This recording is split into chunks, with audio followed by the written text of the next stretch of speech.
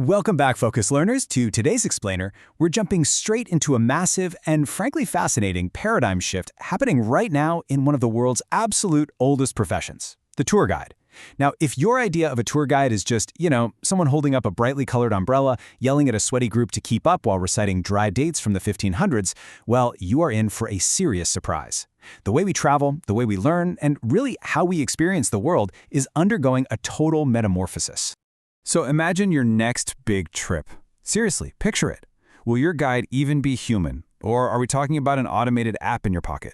Or hey, maybe even an augmented reality hologram seamlessly walking you through some ancient ruins? Look, this isn't science fiction anymore. It is the immediate, very real reality of a highly specialized, high-tech future that is actively, completely disrupting the traditional travel industry. Let's pull up our tour map for today's explainer. We've got 5 stops. First, the roots of the profession. Second, the technology disruption. Third, navigating global crises. Fourth, the demand for experiences. And finally, number 5, the future tour guide. All right, let's dive right into Section 1, the roots of the profession, looking at the traditional guide. Now, to really appreciate the magnitude of the changes coming our way, we have to understand where this whole thing started. Guided travel actually has roots stretching all the way back to classical antiquity. Think ancient Greeks traveling just to marvel at the fabled monuments of Egypt. Amazing, right? Fast forward to the Renaissance, and you've got private guides literally inventing the early concepts of group tours just to move visitors efficiently across Europe. The profession finally formalized way later, in 1985, with the establishment of the World Federation of Tourist Guide Associations in Rome, which set some absolutely crucial standards for what was becoming a booming global industry. But here's the thing.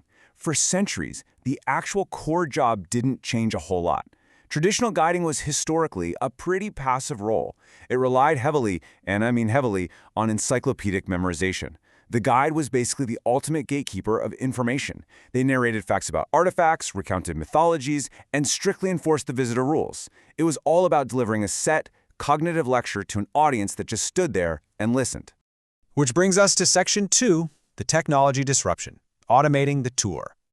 So what happens when access to information is no longer scarce? The old rigid ways of mass tourism, you know the ones, those giant excursion buses handing out clunky multi-language audio recorders, those are rapidly fading out. Emerging tech is causing some massive disintermediation here. The sharing economy actually created platforms like Walk with Locals, where literally anyone can guide you based on social media vetting, completely bypassing the traditional professional agencies. Add to that 24/7 automated mobile apps that never need to sleep, never take a break, and well, you have a heavily disrupted market. And we aren't just talking about digital maps here, folks. We are looking at fully navigable 3D virtual web tours. We're talking augmented reality projecting historical layers directly onto the pedestrian pathways right in front of your eyes. And AI-driven location services, they know what you want to see before you even realize you want to see it. Even the way we discover places is changing. Tourists now serendipitously build their entire itineraries dynamically, just by scrolling through geotagged social media posts. The competitive buzz in this space right now is absolutely deafening.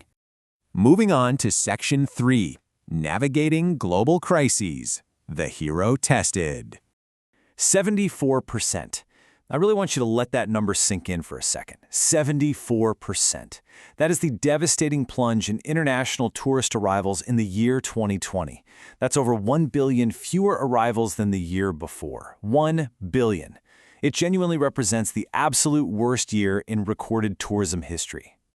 Now, what's really interesting here is that the tourism industry has faced disease outbreaks before, sure, but never quite on this scale. Just to put it into perspective, during the SARS outbreak, Taiwan saw a 28% drop in arrivals. Ebola caused a 70% drop in Sierra Leone, and while those were incredibly severe, they were regional shocks.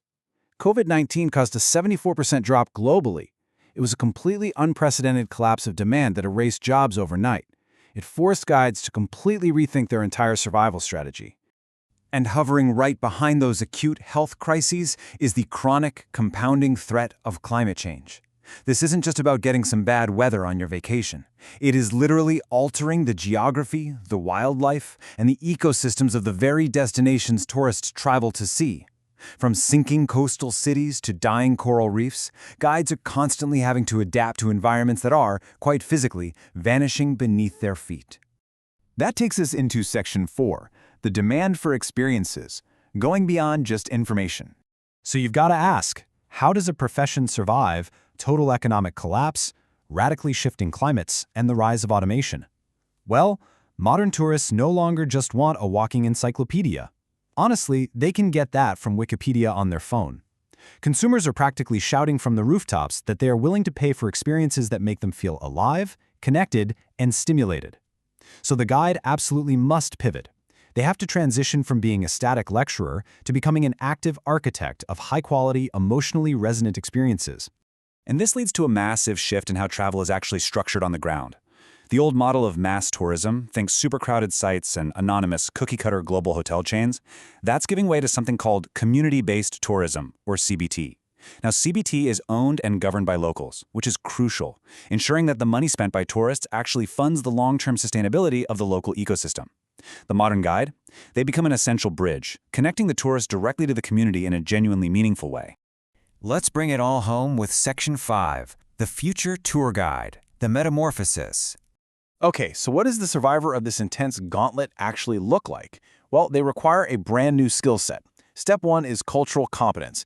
This means deeply understanding nonverbal cues and cultural sensitivities to prevent any misunderstandings. Step 2 is technological mastery.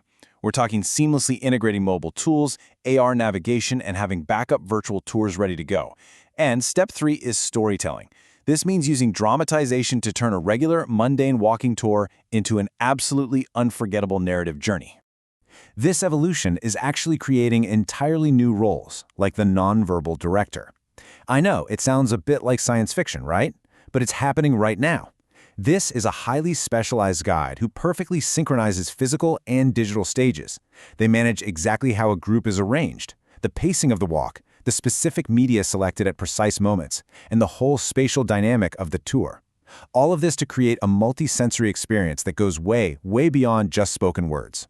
Basically, to survive today, the modern guide has to be incredibly flexible. They must embrace social media influencers, they have to legally navigate increasingly restrictive local regulations that are designed to combat over-tourism, they need to provide hybrid virtual and live dramatizations, and on top of all that, commit to continual professional certification. Why? Just to prove their premium value over free automated apps. So let's think about this for a second. If apps and AI can perfectly automate all the historical facts, remember all the dates, and handle the navigation, then perhaps the true premium value of travel in the future won't be about information at all. Will it be found exclusively in human connection, empathy, and shared cultural experiences? It's a pretty fascinating question, and it really suggests that technology won't replace the best guides. It's actually going to elevate them. Thank you so much for joining me on this explainer, and as always, keep learning.